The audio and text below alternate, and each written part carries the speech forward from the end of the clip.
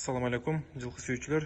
Россиядан келген құлын сатыға шықты. 2024 туылған тай. Мойын ұзындықтарын, белін ұзындықтарын көріп қойыңыздар. Пұл да өте жеңіл қойылады. Тайдың толық көрініші.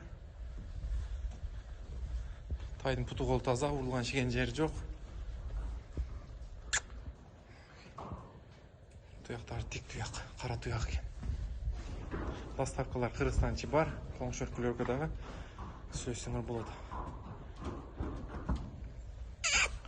Ақшасын видеоның ақырында айтамыз. Толық көрініші. Өте құрс нәрсе.